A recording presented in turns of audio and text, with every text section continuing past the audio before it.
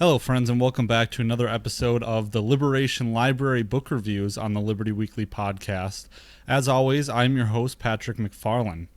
And today I'm going to be reviewing a very controversial book by a rather controversial author, and that is On Killing, The Psychological Cost of Learning to Kill in War and Society by Lieutenant Colonel Dave Grossman. And as always, the show notes for this episode can be found at libertyweekly.net/LL4. That is the letters LL and the number 4. And for listeners of the audio podcast only, this podcast will utilize video segments and is best viewed on my YouTube channel, linked in the show notes page, or at youtube.com/libertyweekly. And as well, this video will be embedded at libertyweekly.net for your viewing pleasure. So, as of last Thursday, I'm officially done with finals, and I took the weekend for myself to just relax after a finals period that ended up being a little more taxing than I had initially thought that it would be.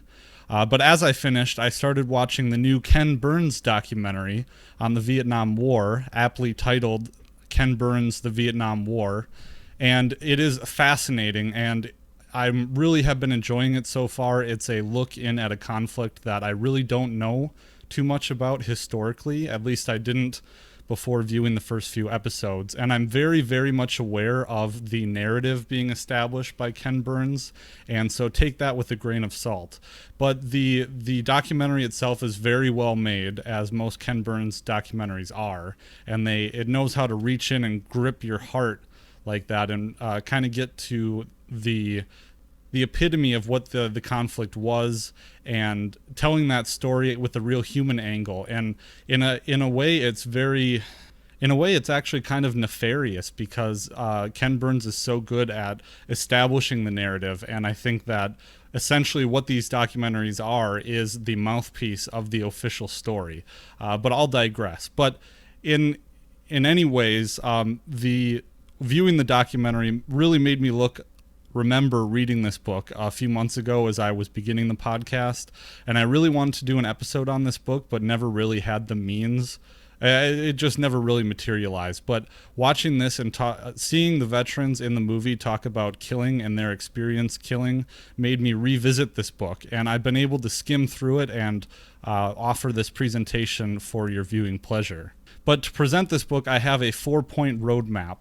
And the first point I wanted to make, as discussed in the book, is that mankind naturally has a deep-set revulsion towards the taking of a fellow human life. And this is kind of a positive spin for this podcast, which is going to be very, very dark, actually. But that is the positive point, and the positive thing that is set forth in this book as well. However, establishing that truth and seeing what the U.S. military has done with it is the sad part of the story. But the second point that I want to make on that pathway is that the book documents the discovery of the fact that there is a deep-set human revulsion towards the taking of fellow human life.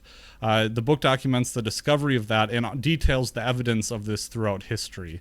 And that actually kind of blew my mind, knowing that throughout history, the war as portrayed in films and in documentaries is nowhere near the reality of it, which is actually, as we'll see in the book, tending towards humans trying not to take each other's life. And we'll get into that. But the third point on this roadmap is, finally, the book outlines what the U.S. military and militaries around the world have done to condition their soldiers to overcome their innate opposition to the taking of human life. And that is the sad, disappointing part of this podcast that we'll get to.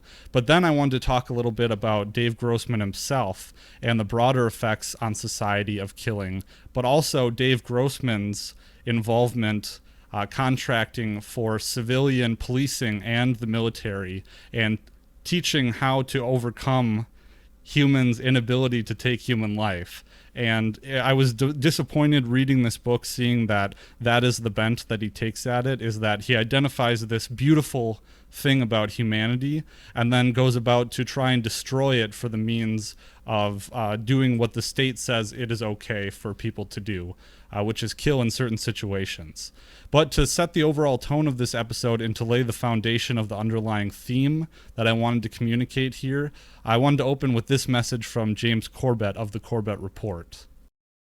This is the story of Stefan Westman, a corporal in the German 29th Division, about his experience in the trenches. One day we got orders to storm a French position. We got in and my comrades fell right and left of me, but then I was confronted by a French corporal. He with his bayonet at the ready and I with my bayonet at the ready. For a moment I felt the fear of death, and in a fraction of a second I realized that he was after my life exactly as I was after his. I was quicker than he was. I tossed his rifle away and I ran my bayonet through his chest. He fell, put his hand on the place where I had hit him, and then I thrust again. Blood came out of his mouth and he died. I felt physically ill. I nearly vomited. My knees were shaking and I was quite frankly ashamed of myself. My comrades, I was a corporal there then, were absolutely undisturbed by what had happened. One of them boasted that he had killed a poilu with the butt of his rifle. Another one had strangled a captain, a French captain. A third one had hit somebody over the head with his spade, and they were ordinary men like me.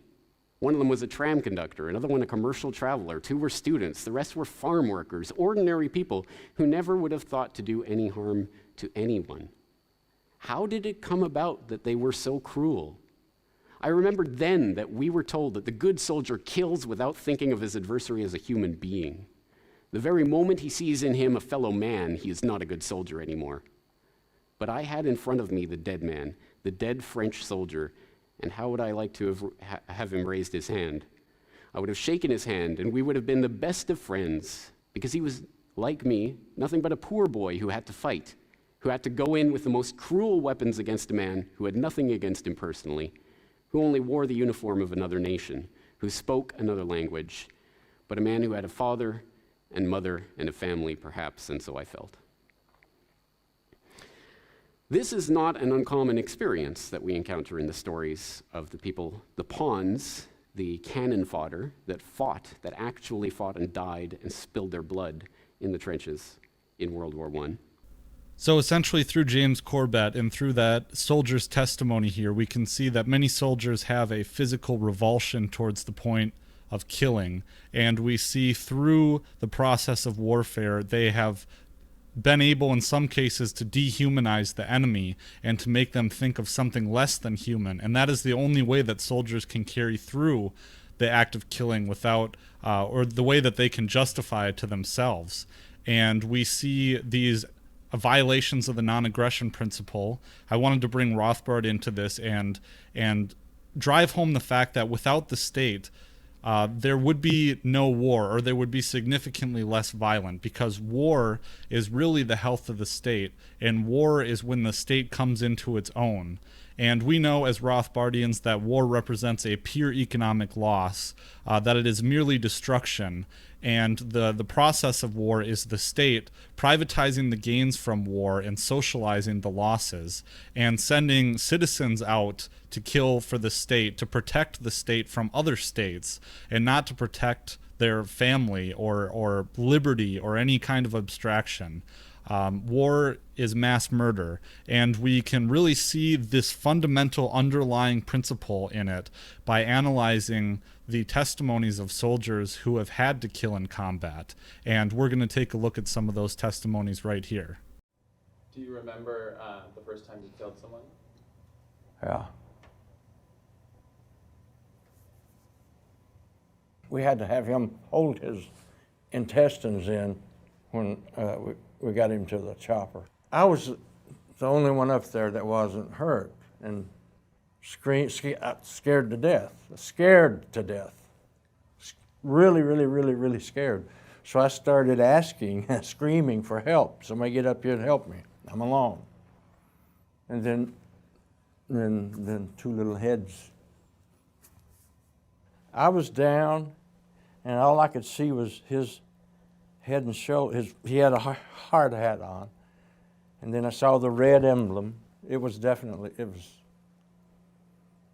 And then when I could see a silhouette,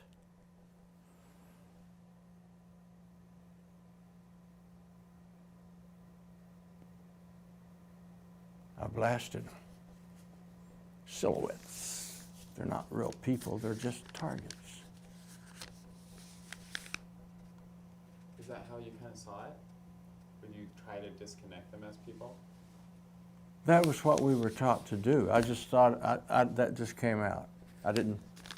That was what we were set, you know, those aren't people, those are silhouettes. Was there ever another time that was memorable? And you said it was No, about a year later. the kills aren't, no, it's just that later, after you get home, he was a young man just like I was, only he was in his country, trying to keep me, the son of a bitch that's trying to take his country, from taking his country.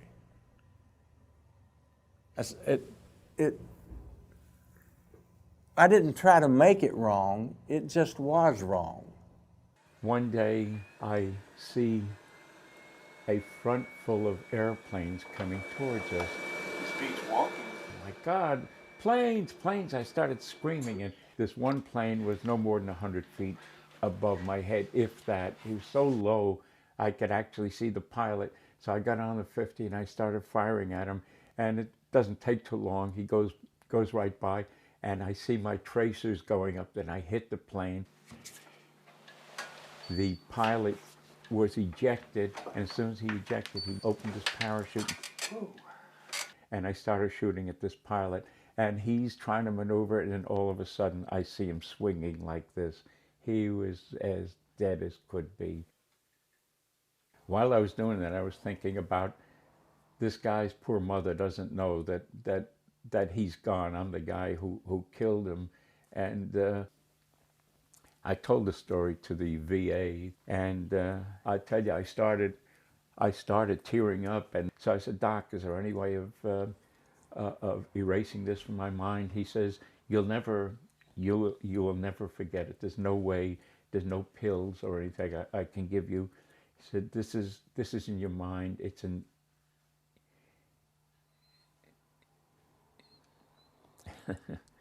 indelibly in your mind.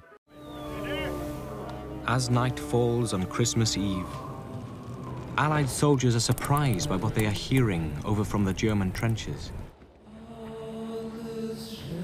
Private Frank Sumter is one of the first to recognize what they are singing. And then we heard the Germans singing Silent Night, Holy Night. Our boys said, let's join in. So we joined in with the song. The British sentries don't know what to make of what's happening across the narrow no man's land. Private Leslie Walkington was there.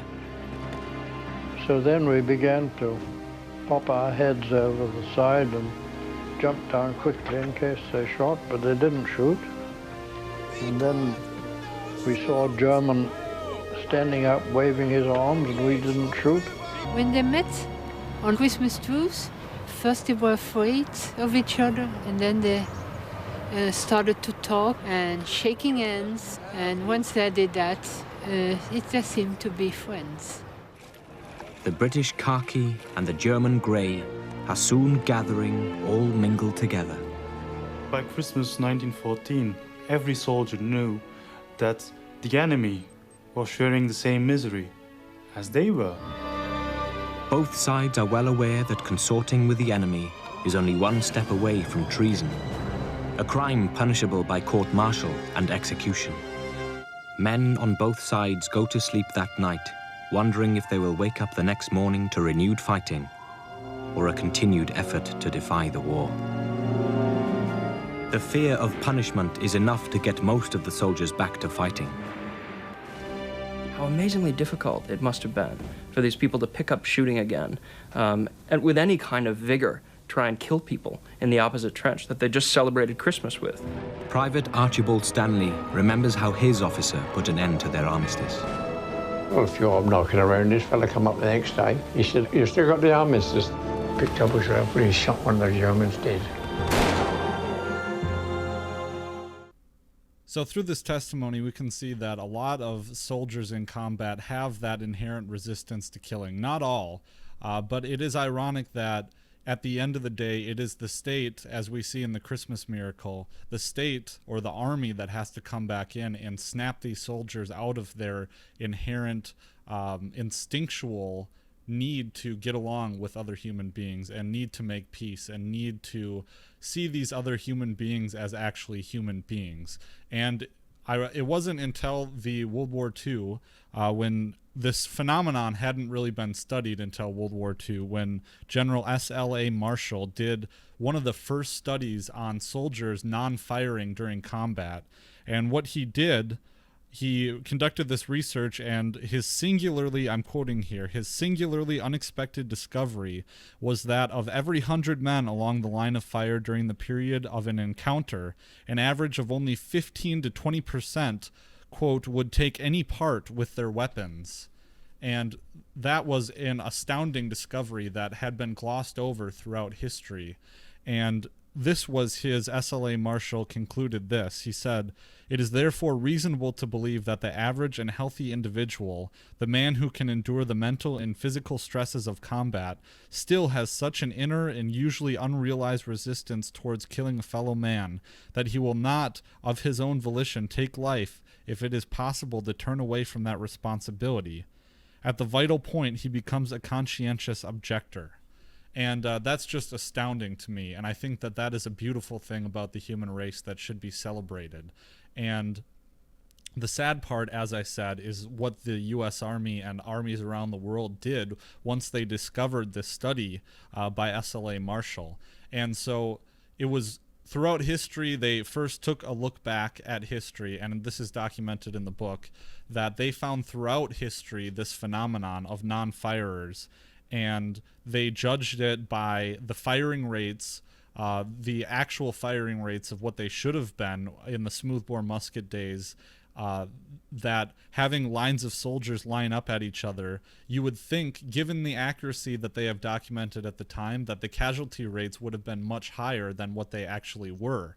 And it turns out that in the Civil War, hundreds of or tens of thousands of men could line up against each other, not 100 yards away, and they would be shooting at each other all day long, and the casualties only mounted up after the length of time had progressed. So what the actual rate was in the battlefield was 1 to 2 men hit per every few minutes or something like that. And what the actual firing hit rate would have been way higher than that. And they should have expected a much higher casualty rate. Another evidence that they found was multiply loaded rifles at Civil War battlefields. That was talked about, that rifles would be loaded 7 or 8 times. They would just be loads stacked up on top of each other. And they went throughout history looking at accounts of the centurions fighting, or Alexander the Great actually only lost 700 men during combat throughout all of his campaigns, and that's documented in the book. So they did a lot of that, and also Dave Grossman talks about the mechanics of that, and how when usually you think fight or flight, that when a human being encounters an animal in the wild, there is a fight or flight response. Well, that becomes 4 different responses when humans fight each other. It's either you fight and kill, you flee, or you posture, or you submit. And what they have concluded throughout their studies of this is that what humans mostly do is posturing, and that is why in combat it's much better to posture, so you make yourself appear better and more threatening, and in the hopes that you will get your enemy to submit or run away. And he has documented this, the use and adoption of black powder rifles over, at the time, what would have been much more effective bow and arrow at actually killing people. But the boom made by the black powder rifles was actually more intimidating. Or you see this with the plumes that centurions would wear to make themselves appear more powerful, tall, and menacing. And in the Napoleonic Wars, you get big plumes on the top of the hats that make them appear taller. And so those are things that are all discussed in the book, and they're very eye-opening, talking about how dangerous it actually is to be in combat. And of course, you have it going up, increasing throughout, as things like long-range artillery comes into play and bombing runs that, the resistance to killing doesn't come as much into factor there, because the more close and intimate you are, the harder it becomes to kill. So you get all the discussion of that, and it's very eye-opening, and it will actually blow your mind, changing all of your preconceived notions of what combat actually is. And for that, even just that, this book is very, very good, and I would definitely recommend it for that. But so moving on from when the Army actually found this out and documented these multiple loaded rifles and found that out, the Army found out that when it comes to soldiers being in combat, the midbrain, the animalistic part of the brain, is what takes over, and it is not the high faculties of the forebrain. And so they have found that to affect the midbrain, you need to jump in with conditioning. And that is what armies have done, is they have taken to Pavlovian and operant conditioning to make soldiers fire at will and to condition them not to hesitate in that fatal moment. Let's take a look at some of the Army's tactics for doing this here. In fact, I was in the Tampa recruitment station when September 11th happened. And I just finished signing my contract when my recruiter said, "Oh, go see what's on TV." Oh my God. I felt, well, this is the very reason that we have soldiers. I think everybody did. Everybody felt wrapped up in that patriotism. And in fact, I felt a kind of pride, because I felt that I was willing to serve before everyone realized there was a need to serve.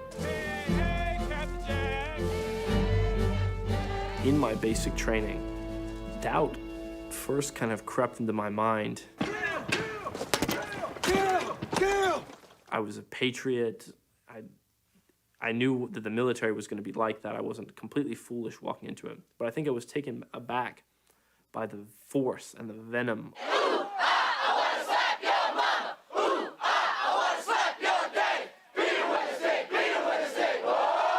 It was something that I knew that they needed to do that to turn people into soldiers, but it was still kind of shocking to see it. And more shocking of all was seeing myself falling in line with that, and seeing how easy it was when you're surrounded by people shouting, "Kill, kill, kill," to also step forward and shout, "Kill."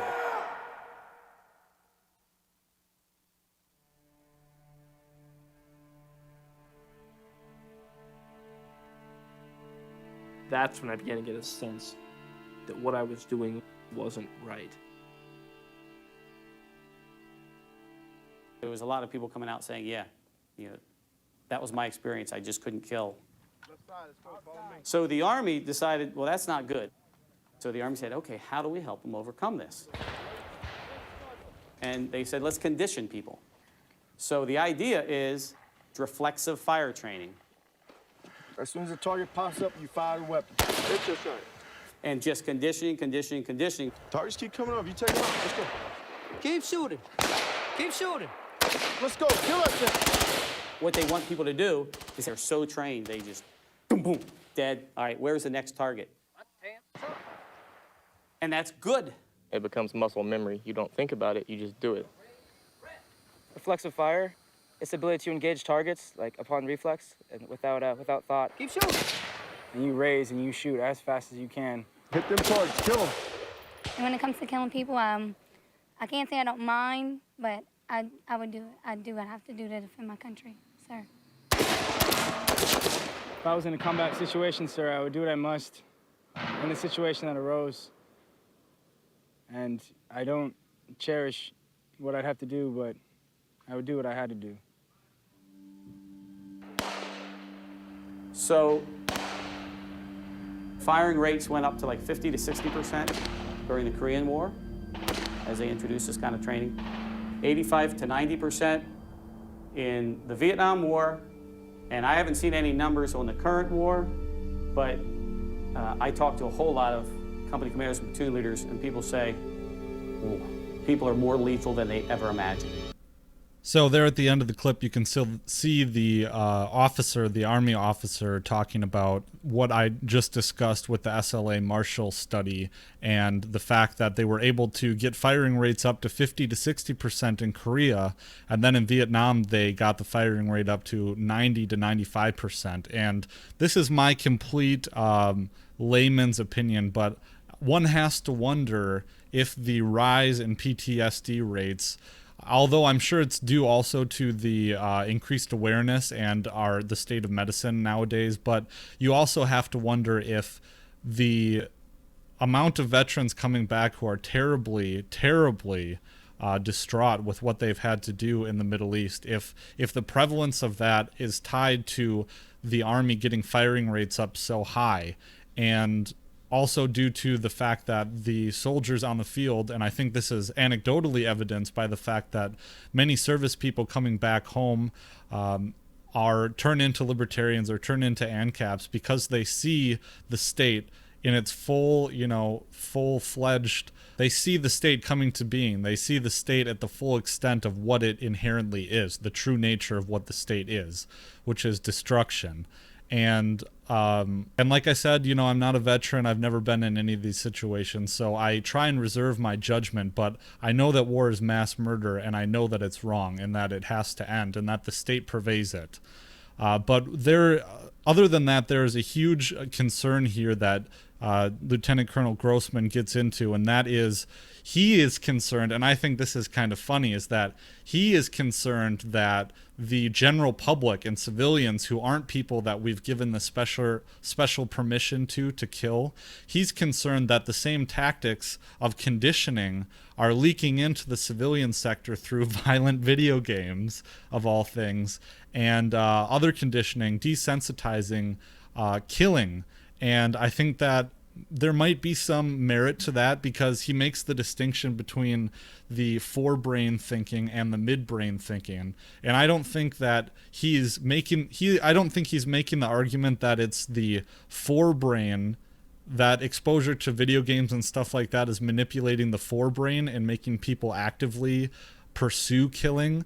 I think I would have the caveat that it is maybe video games and the mass media propagating all this violence and stuff is affecting people's midbrain, so that when they get scared and they stop thinking with their forebrain, maybe then they would be more conditioned to violence. And that's a possibility. But just the great irony here, I think, of Dave Grossman expounding the fact that we need to condition our soldiers to perform in combat and condition our police officers to perform in combat, as we'll get to here, talking about Dave Grossman and his side hustle.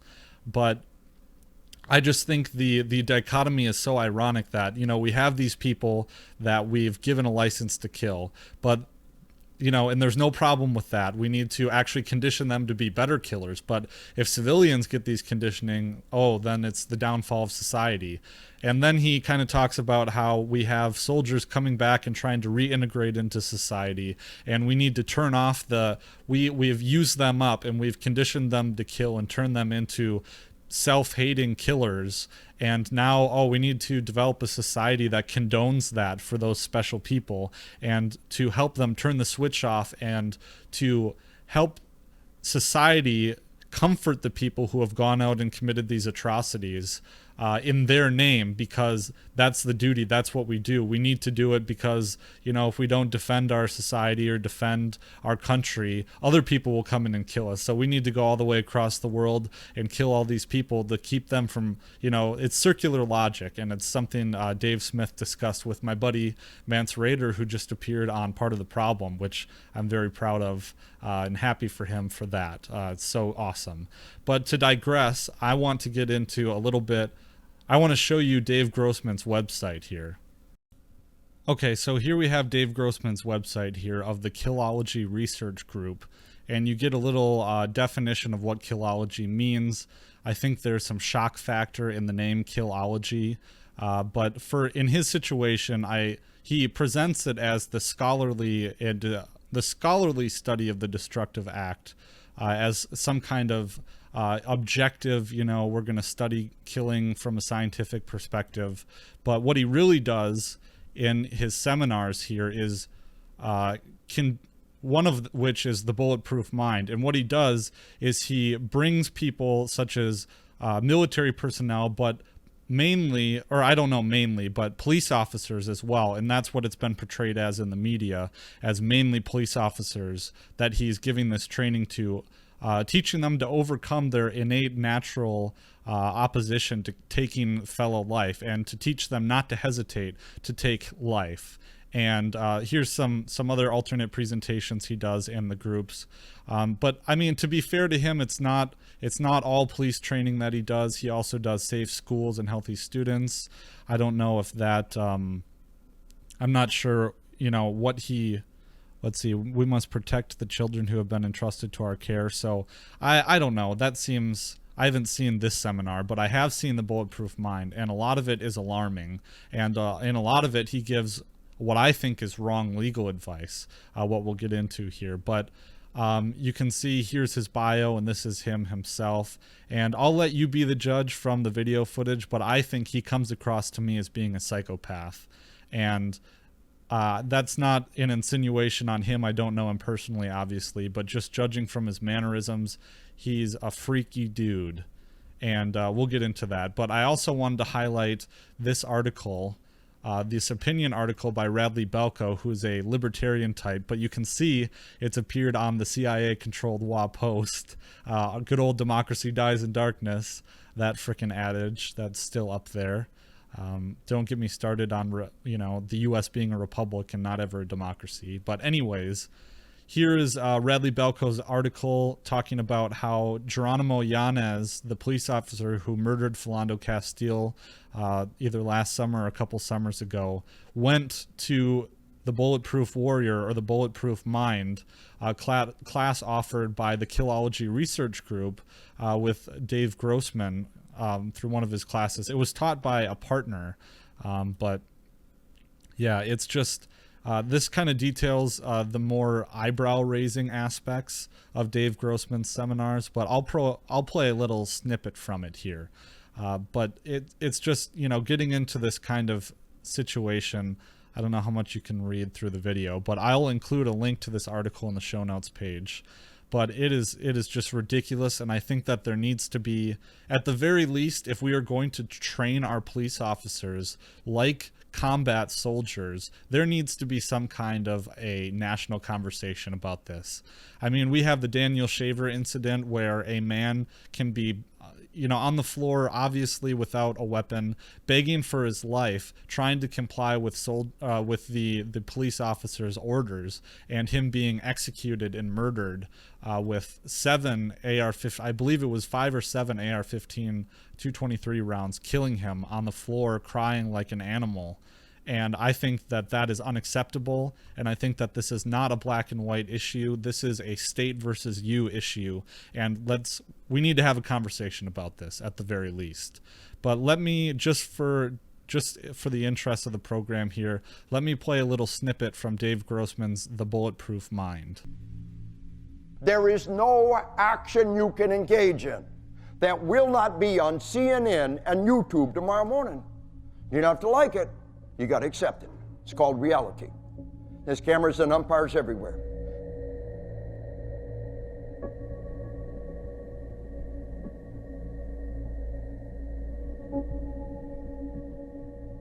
What we want in a modern liberal democracy in our army is we want to turn violence on and off like a faucet. Now, you make the point that while killing may be an inherent taboo, it's something that can be learned. The only way you make a frightened person react in a certain way is to drill it into them, to make it a conditioned response. Conditioned response, that as soon as you see an enemy, right, you kill.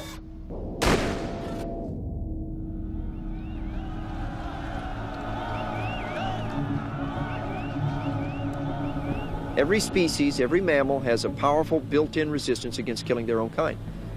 Now you begin the process of orchestrating the instruments together in a symphony of death and destruction!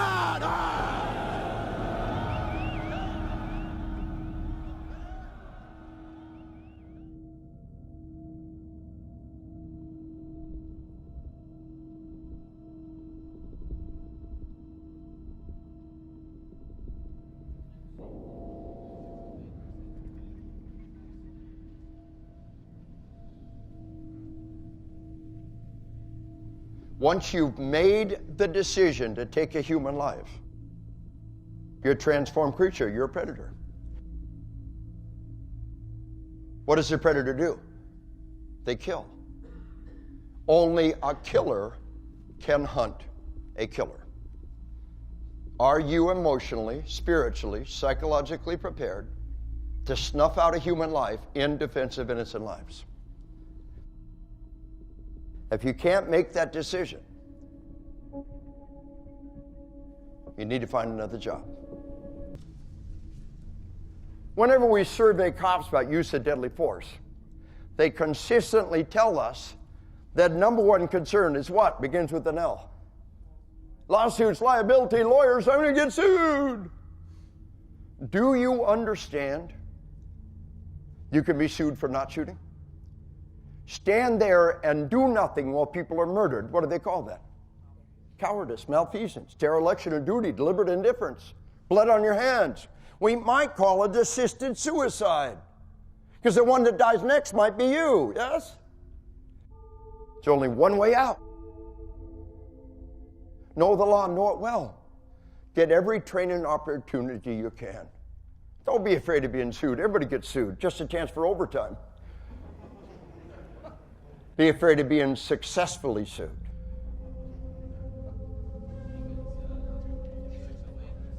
Ecclesiastes 3:3. Time to kill, time to heal. Appreciate you, brother. Good to have you on board. Stay hard. Hurrah. Excellent. Thank you very much. Proud to be a serviceman. Stay hard. Okay, so right away there I have to apologize for all the dramatic music and all the special effects added in the clips that I've played here, because my intention is not to dramatize this or make appeal to emotion or anything like that, and I don't want to smear Dave Grossman, but because obviously I don't know him as a person, but when it comes to these issues, I'm recognizing the fact that these people know that it's evil to kill and that it's wrong. And there's some kind of utilitarian justification going on for it with this circular logic about going abroad and killing people, and that we need to give people special permission to kill because society would unravel without it. And that is the evil that justifies mass atrocity in the world. And that's what we need to be fighting, is this belief that some people are above the law. And I've done a lot of work about that with voluntarism. Obviously, listeners of the show and the podcast know what that's all about. But I think it's supremely important to recognize it in the situation and to identify what it means to kill and what it means in our broader society to kill, and to see what people like Lieutenant Colonel Dave Grossman are doing in the military to undermine humans' natural resistance towards killing. And I'm not as concerned when it comes to things such as like violence in video games or conditioning the midbrain of civilians to kill through video games or mass media or something like that. I assume that his argument is the same as the old conservative argument that video games cause murder or whatever. But what I am concerned about is, okay, now let's take his assertion for fact that yes, at the very least, we are conditioning young people through video games and through media to be desensitized to violence in their midbrain and be conditioned to kill. Let's take that for what the assertion is.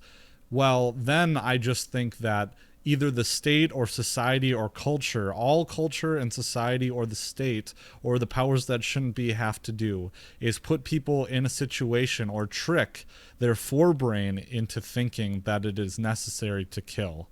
And I think the resounding message that I want to leave people with through this podcast is articulated by James Corbett in a segment that I'm going to play. But he posits the question, or the statement rather, or asserts that, the biggest fear of the elites is that they would plan a big World War III party and invite everyone to come and no one would want to show up. And that's the hope that I hold, is that our society has gotten to the point where we are civilized enough to the point now where people will notice this underlying fact that war is mass murder and there is nothing that justifies it. And they will refuse, hopefully, when the time comes for another major war, they will refuse, they will stay at home, and they will resist being sent off to kill by war pigs. Here's that clip from James Corbett. There was Alan Bray of the Wiltshire Regiment. In July 1915, he was detailed to a firing squad to execute a deserter. He refused to do so. He said, "I thought that I knew why these men had deserted. I understood their feelings and what would make them desert." This is what the powers that shouldn't be actually fear. What if they held a war and nobody came? What if they refused to fight? There's no way to get accurate numbers on this because, of course, the British Army or any other army didn't want them to be recorded, let alone reported. But we do know that there were 306 British soldiers that were executed, put to death by firing squad, by their own fellow servicemen for the crime of desertion or cowardice, i.e. refusing to go over the top when ordered to go basically commit suicide. 306 soldiers killed by their own for the crime of being cowards and not wanting to fight. Of course, since this is such a powerful and pervasive phenomenon, of course, there's going to be social engineering techniques to overcome it. Like the Order of the White Feather, started in August 1914 by Admiral Charles Fitzgerald and his wife, and interestingly, some suffragettes and feminists got on board, but it became a very popular phenomenon. The idea was that a woman would go to a military-age man in England, in London, and if he was not in uniform, put a white feather on him. He is a coward. He refuses to fight.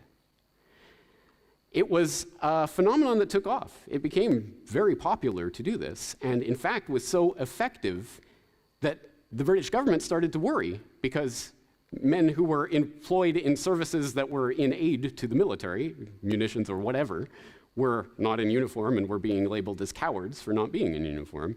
This was actually too effective a social engineering campaign, so the British Home Secretary, Reginald McKenna, had to start issuing king and country badges that men could wear to show, I'm not in the service, but I'm an important, this is important for the military. This is the type of social engineering that goes on to make people do things they do not want to do. And we can laugh at this as being crude, ridiculous, but are we really that immune to those types of societal pressures today? They won't look like this, but they'll feel like this. And whether bombs start dropping or whatever type of war is declared or undeclared, the societal pressure to be involved in that, at least to go along with that, to support it in some way, support the troops, will be phenomenal. And people, maybe even people sitting in this room who think they can resist that kind of societal pressure, may not be able to. It's extremely powerful. But this is the point. It's an old sentiment. It's not startlingly new. It might seem corny. It might seem ridiculous. War is over if you want it? That's stupid. That's a pipe dream. Don't spend your days dreaming about that nonsense. Go and fight. But why? Why are they so scared of it? Why do they want you? Why do they spend so much time and energy and money and effort trying to propagandize you so that you believe in this cause? It's A, because no one really believes in it. It's just more BS from the same BSers that always do the same thing. And secondarily, well, because obviously they care about you and what you feel and what you believe and what you think. Your mind is the battlefield. And it's not about China and US, it's about every person on the planet. It is about conquering your mind, which is why maintaining our cognitive independence and not giving in to the idea that we have to fight anything for the benefit of some Kissinger-esque horrible minion of some global order that we don't want, we have to resist that. And that is our power. Our power lies in our consciousness.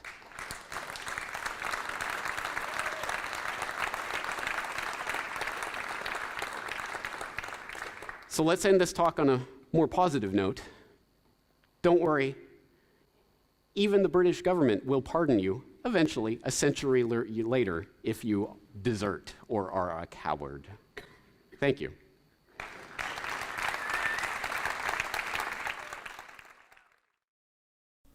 Okay, so a great and hopeful message there from Mr. James Corbett, one that I completely agree with and stand behind 100%. And I think that, as many in the libertarian field have said, Ron Paul, Scott Horton, Murray Rothbard, that war and peace is the most important issue. War, as I said, is a racket. It's the health of the state when the state comes into its own. And I think the most important thing that we can advocate for as libertarians is, in the biggest no-brainer, is to make sure that the state stops killing people. And I think that war, although so entrenched into what our country has become today, I think that it is the most important thing and the easiest thing perhaps we could stop from happening, in the sense that all we have to do is make the United States not go over there and kill people. And, you know, we could talk about logistics, about central banking, which allows warfare on this scale. Ron Paul has always said it's no coincidence that the era of central banking was also the era of total war. But I think it is worthy of us allying or siding with other groups, the liberty movement siding with other anti-war groups, and shaming the left for not being anti-war, but also trying to reach out to the conservatives to illustrate the fact that it is patriotic to be anti-war, in the sense, not the government sense, but patriotic in the liberty-loving freedom sense, and that true fiscal conservatives should be anti-war. So we should be shaming both sides, the left on the hippie grounds and the right on the conservative, you know, thou shalt not kill the Bible. I think we're on the side of righteousness here, and I believe that we should keep pushing, most importantly, for peace. And I could mention Yemen, the atrocities happening there, or the 7 probably plus countries that we are bombing, or the US's involvement in Somalia. And I just think that we need to really stick to our guns here, and that the world around us seems to be swaying very recklessly towards the path of war. And with the global unrest that's happening, this is the most important issue. And so I wanted to thank the audience. Thanks to everyone who took the time to watch this podcast/documentary. I've never done anything so involved with video editing before, so if it comes off shaky or unprofessional, I'm still learning, I'm still practicing, and I appreciate your patience. But the main takeaway here is my call to action for the audience is to share this documentary, or this podcast, if you will. Share the show, share it with your friends, share the message. Primarily just the realization that mankind is inherently against killing its own.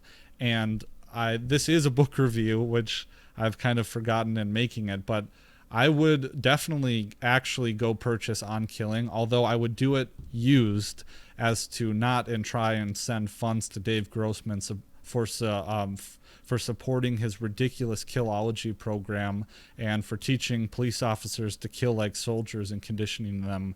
I think, buy the book secondhand. There's useful knowledge in it, especially the mind-blowing part about how the actual death rates throughout war, throughout history, things that just changed the way I think about combat in general and the history of war. But like I said, the biggest thing I would do is share the show. Also, reach out to me. I am on Facebook, all social media platforms. Just search Liberty Weekly, pretty much every single one. I love talking. I love having conversations with people that listen to my content. It makes my day. It makes my day to spread liberty and to make these connections. And ultimately, that's all we have is each other in this movement. But also make sure you subscribe on YouTube, iTunes, Stitcher, Google Play Music. Hit the bell icon to be advised or notified of all my new content. I've been doing lots of live streams, and I actually might do one after I film this. So I'd definitely be on the lookout for that. Give me reviews on iTunes. Also, my Amazon affiliate link, I know it's coming up to the holiday seasons. I would get a small commission that would go towards supporting this content. libertyweekly.net/Amazon. But lastly, I just wanted to mention that I have used some video snippets here that I could see potentially getting flagged by YouTube as being copyright violations. But I believe that they are fair use, so I have included all the links to the videos in the show notes page here.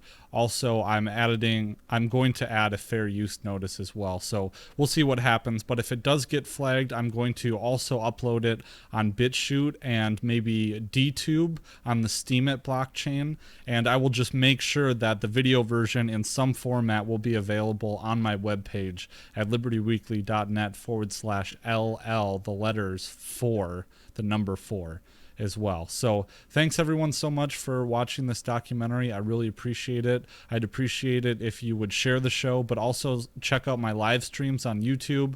I live stream video games with libertarian commentary as well. I've been doing that on my break, so make sure you check that out. But all in all, make sure you go spread the messages of peace, love, and liberty. Have a good rest of the week.